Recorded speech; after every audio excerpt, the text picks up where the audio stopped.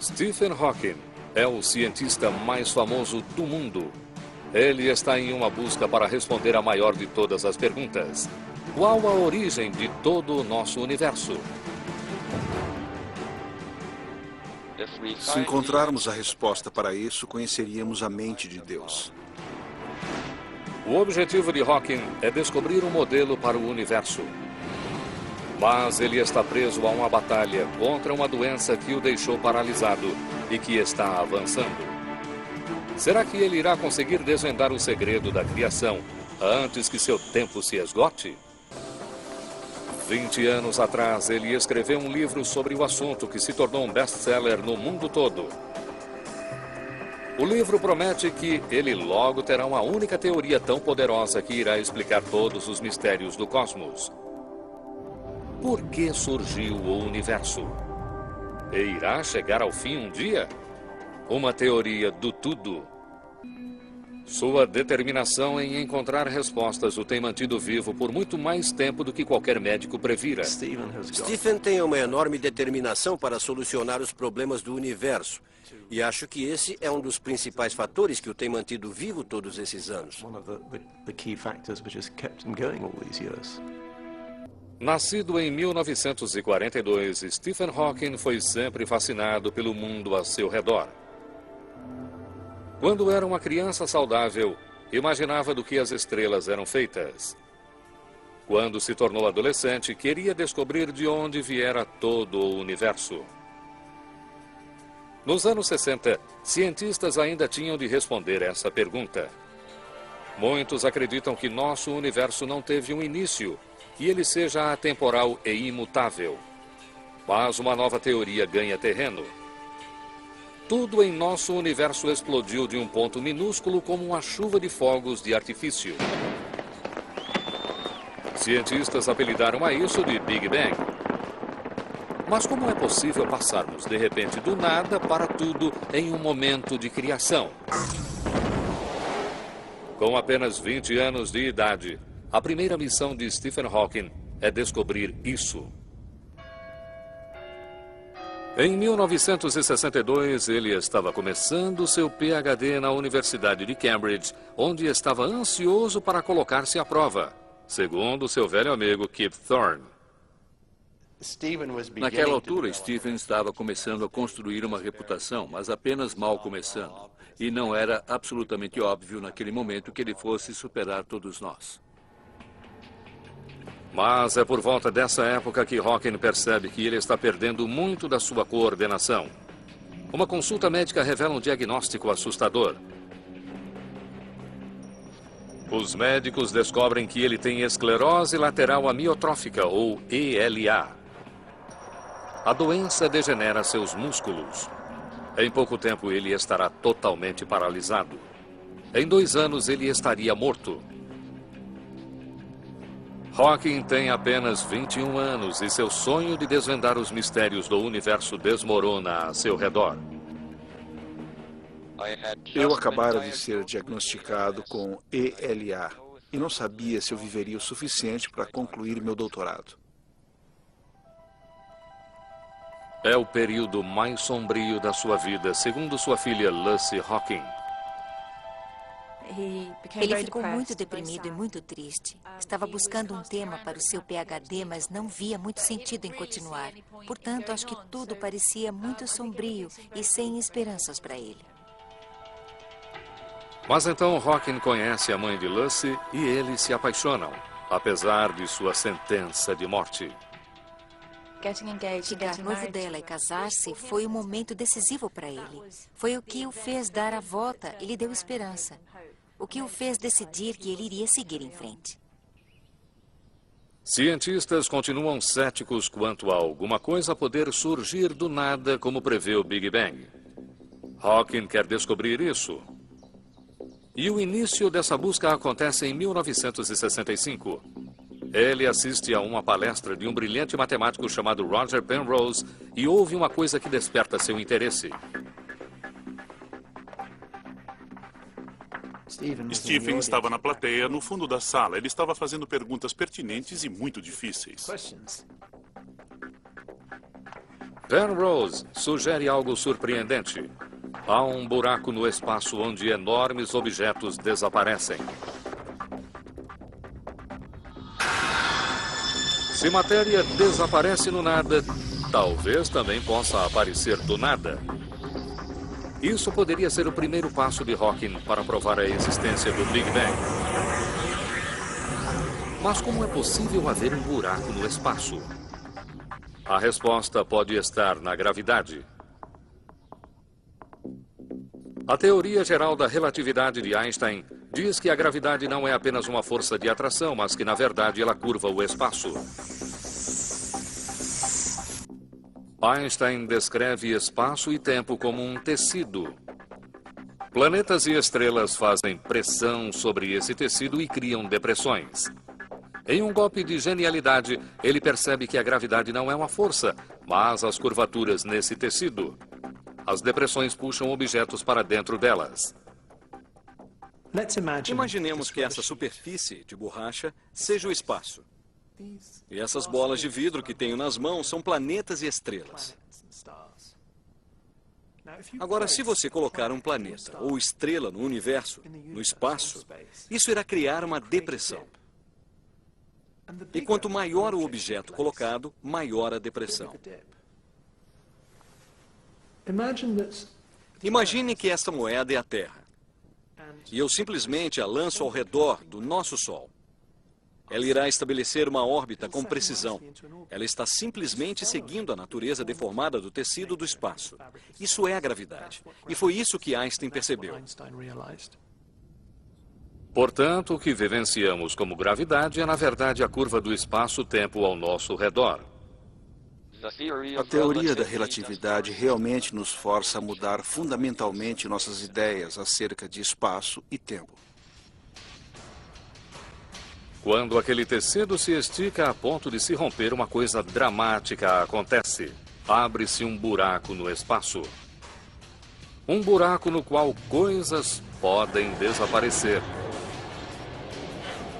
Essa cadeia de acontecimentos tem início quando uma estrela morre. Ela começa a entrar em colapso, ficando cada vez menor e mais densa. Se uma estrela 20 vezes o tamanho do Sol morre, isso tem um efeito violento sobre o tecido do espaço-tempo. Se você imaginar o que isso significa em termos do tecido do espaço-tempo, você está simplesmente fazendo uma enorme pressão, tão grande que ele quase chega a se romper naquele ponto. A depressão é tão profunda que nada consegue sair dali, nem mesmo a luz. Isso é conhecido como um buraco negro. Roger Penrose descobre que no centro de um buraco negro há um ponto de gravidade pura, chamado singularidade. Ao entrar em um buraco negro, você vai descobrir algo que se choca com as leis da física. Em termos gerais, pode-se dizer que uma singularidade é onde o espaço e tempo terminam. Uma singularidade é como um ralo, um buraco no espaço. Tudo que ali cai desaparece. Hawking se pergunta se o contrário poderia ser verdadeiro. Segundo a teoria do Big Bang, todo o universo subitamente surgiu a partir do nada. Será que esse buraco poderia ser a chave para explicar como isso aconteceu? Em um momento de genialidade, ele vê a solução. Ela é refinadamente simples. Logo percebi que se um deles mudasse a direção do tempo, no teorema de Penrose, o colapso se tornaria uma expansão. Em vez de sugar tudo, um buraco branco explode para fora em uma chuva de espaço, matéria e tempo, exatamente como prevê a teoria do Big Bang. Contra um mar de ceticismo, Hawking prova que o universo surgiu subitamente do nada. Ele surgiu de dentro de uma singularidade. O debate chegou ao fim. O universo deve ter tido um início no tempo. Isso foi finalmente provado por Penrose e por mim, com base na teoria da relatividade de Einstein. Aos 26 anos, sua doença avançou para os músculos da perna. Ele já não consegue andar. Para descobrir a origem do universo, Hawking usou a teoria geral da relatividade de Einstein.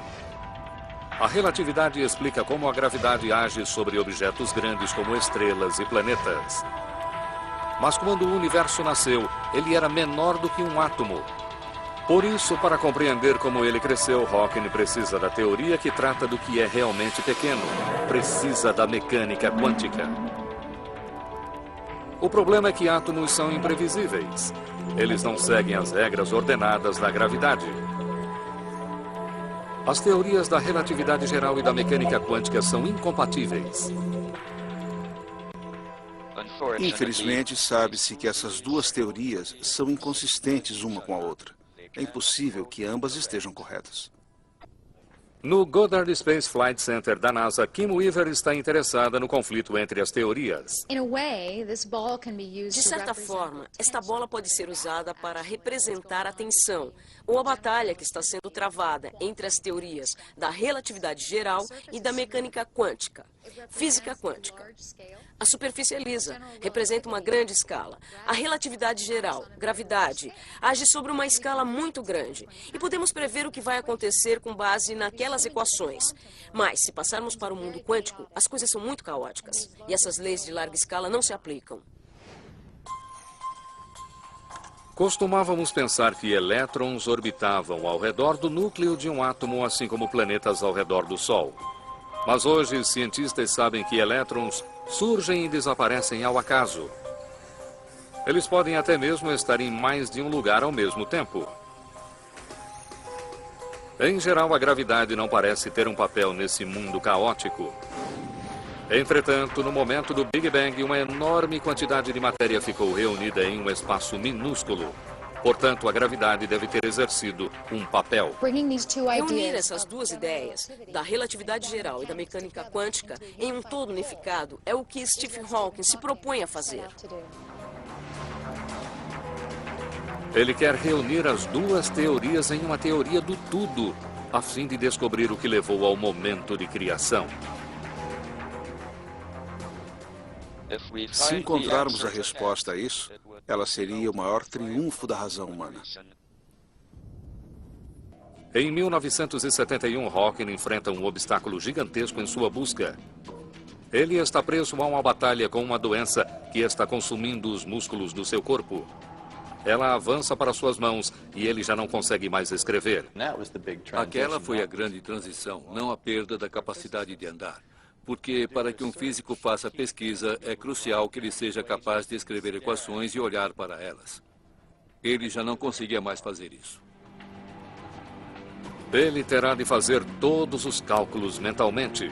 É um enorme desafio. Hawking sabe que as teorias da gravidade e da mecânica quântica se chocam no momento do Big Bang. Mas ele acredita que elas também se chocam dentro de um buraco negro. É ali que uma enorme quantidade de matéria se choca contra um ponto minúsculo. Por isso, ele volta a investigar os buracos negros. Se ele conseguir reunir as duas teorias aqui, isso poderia ajudá-lo a compreender o Big Bang. A relatividade diz que nada pode existir nos limites de um buraco negro. Tudo é sugado para dentro dele. Mas a mecânica quântica afirma que o espaço nunca está vazio. Ele está repleto de minúsculos pares de partículas. O espaço é essencialmente vazio para nós. E é vazio quando olhamos para ele. Parece ser vazio. Mas nesse nível minúsculo, ele absolutamente não é. Na verdade, ele está repleto de partículas virtuais que surgem e aniquilam umas às outras o tempo todo. Ondas de energia no espaço criam partículas minúsculas. Cada partícula tem uma antipartícula. Uma delas tem energia positiva e a outra tem energia negativa. Esses pares surgem, mas então colidem e destroem um ao outro. E foi então que Stephen pegou aquelas duas coisas e disse: deixe que eu agora brinque com isso em minha mente. Como é que isso funciona? Se eu colocar um par virtual próximo de um buraco negro, o que acontece? Ele tem um lampejo de inspiração. A resposta está no fato de as partículas serem positivas e negativas.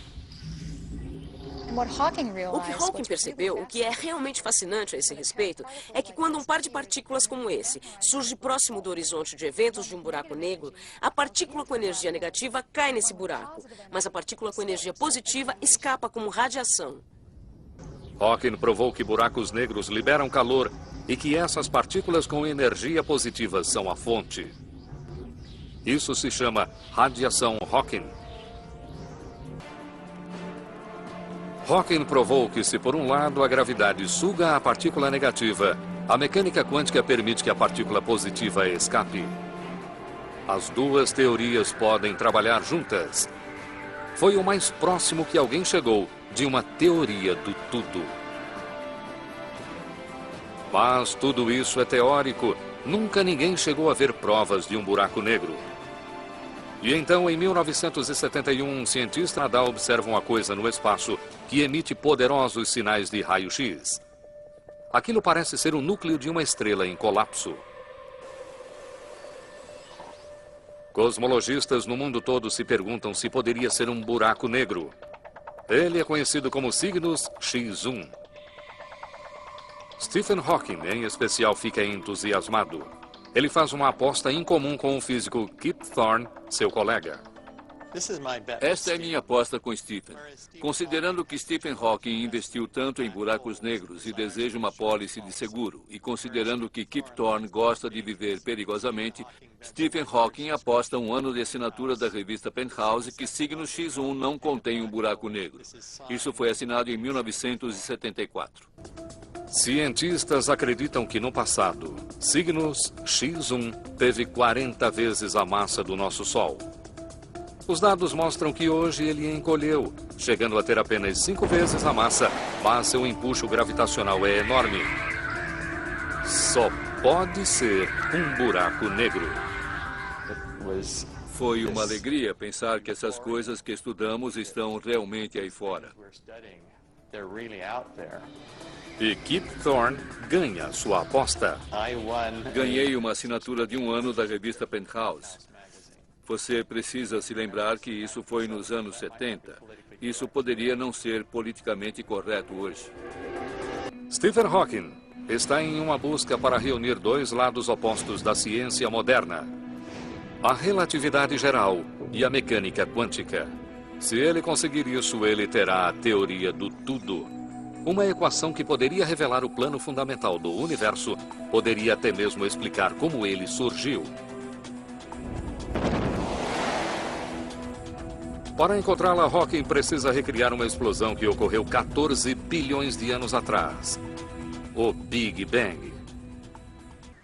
Seu ponto de partida é uma previsão surpreendente. Buracos negros explodem.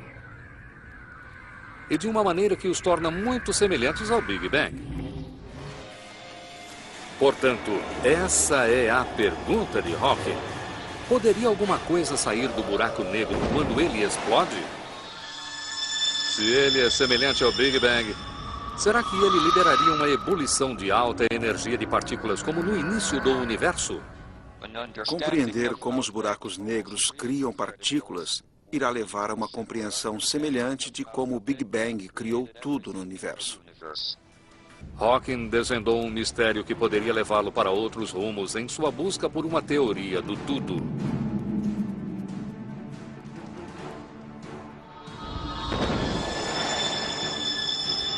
No momento seguinte ao Big Bang, algo estranho acontece com a gravidade. Por alguma razão, seu mecanismo subitamente muda e ela fica mais fraca. Isso é crucial para a nossa existência hoje. Na verdade, a gravidade é a força menos compreendida na natureza. Ela é muito mais fraca do que as demais forças. Por exemplo, consideremos o eletromagnetismo. O eletromagnetismo é a força que rasga nossos céus em tempestades violentas. Ele também reúne átomos em tudo o que vemos ao nosso redor. No momento do Big Bang, cientistas acreditam que eletromagnetismo e gravidade tenham a mesma força. À medida que o universo se expande, a gravidade fica dramaticamente mais fraca.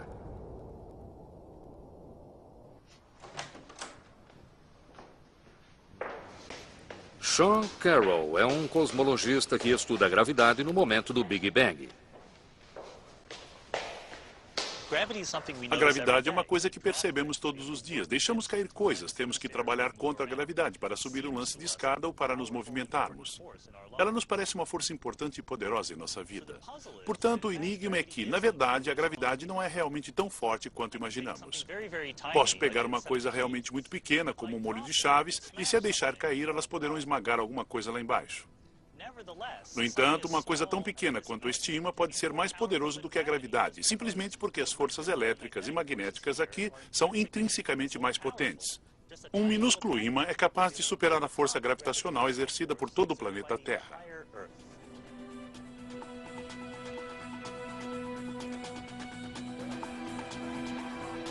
Ninguém sabe porque depois do Big Bang o mecanismo da gravidade mudou e ela ficou mais fraca.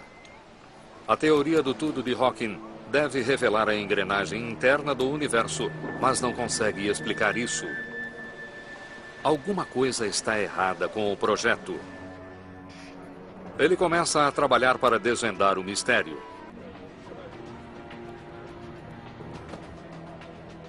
E então, em 1985, em uma viagem a Genebra, Suíça, ocorre uma tragédia.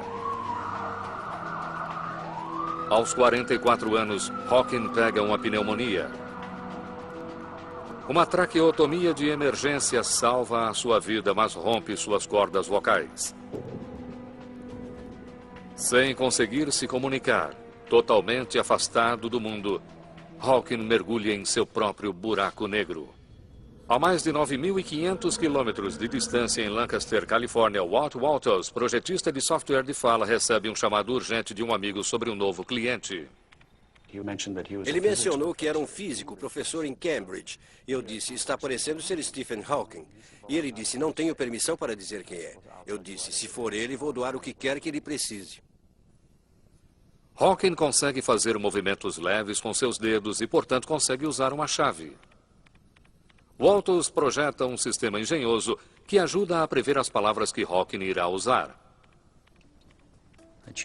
Eu escolhi a letra B e vou escolher a palavra black em inglês aqui. No caso de Stephen, a palavra black quase sempre será seguida da palavra em inglês hole.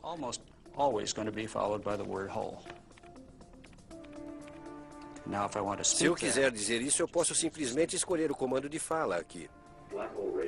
Radiação de buraco negro.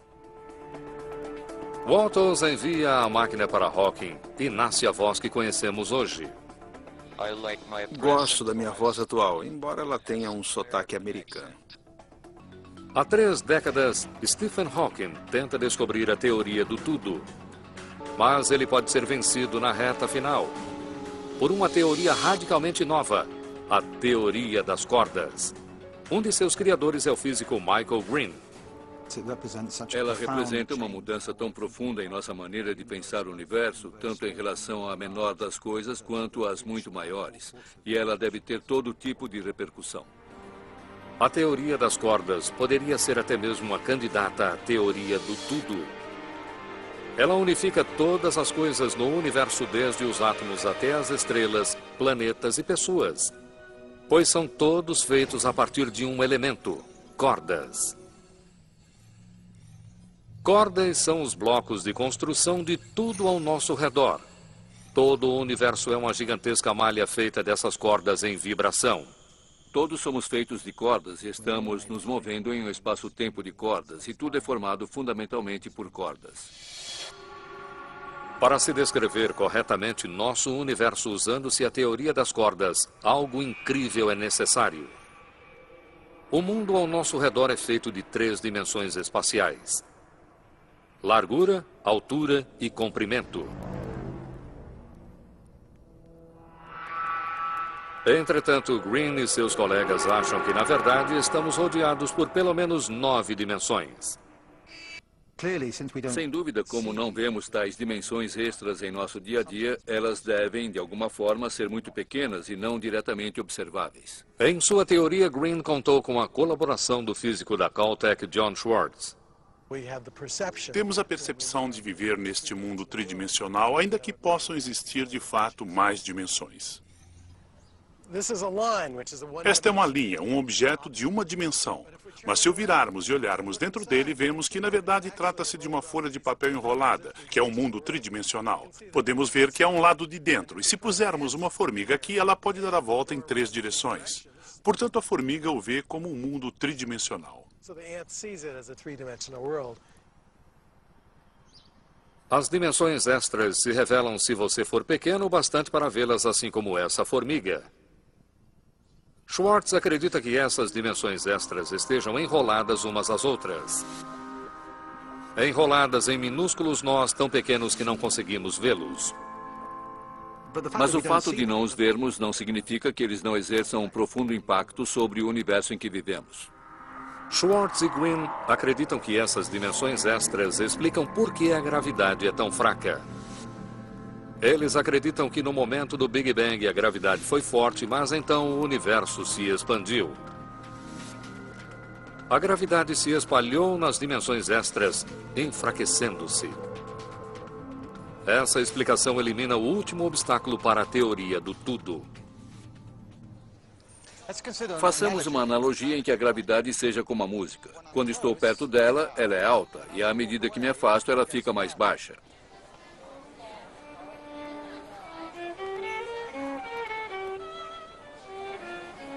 A música se dispersa em diferentes direções e, ao fazer isso, ela fica mais baixa.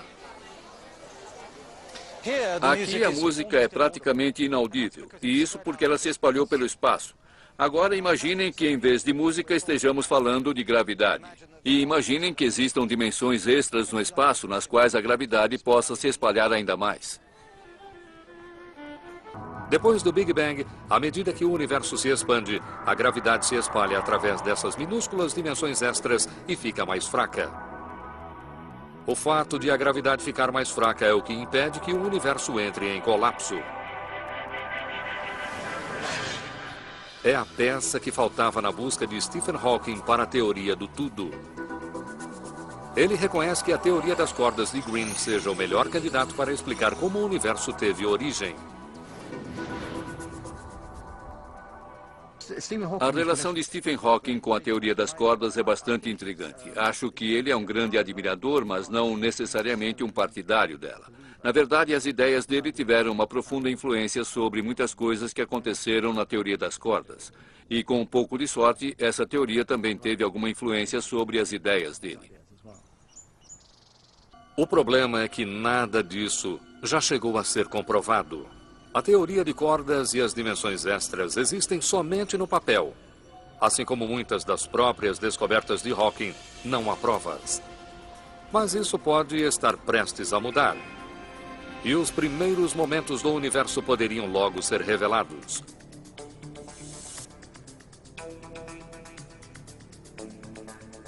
Esse é o laboratório do CERN, em Genebra, Suíça, onde está o grande colisor de hadrons. O maior experimento já construído.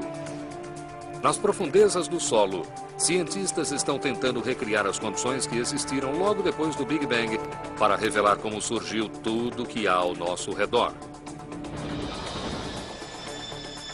Cientistas irão buscar pistas sobre o que acontece no ambiente de alta energia, como o que se seguiu ao momento da criação.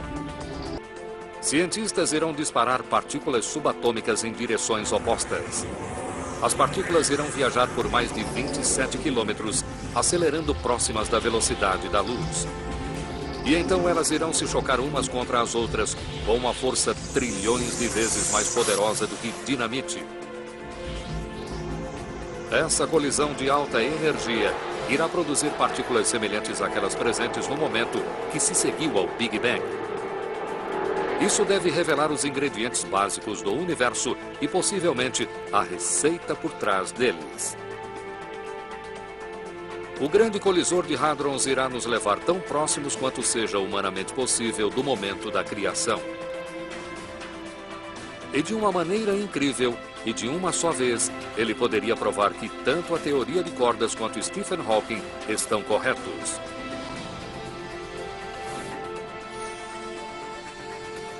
Essa teoria prevê que estejamos rodeados por minúsculas dimensões extras. Essas dimensões extras aprisionam a gravidade. Se isso for verdade, partículas colidindo em uma pequena região poderiam estar sujeitas a uma gravidade ultra forte. Isso poderia fazer com que matéria entre em colapso, levando a um mini buraco negro. Exatamente como Hawking prevê. Portanto, ao contrário de uma máquina de Big Bang, o colisor poderia se tornar uma fábrica de buraco negro. Na verdade, o buraco negro pode crescer, porque com o passar do tempo ele irá puxar material para dentro de si. Ele pode apanhar moléculas na atmosfera. Portanto, sua massa irá aumentar. Eu não faço ideia do que irá realmente acontecer nesse caso.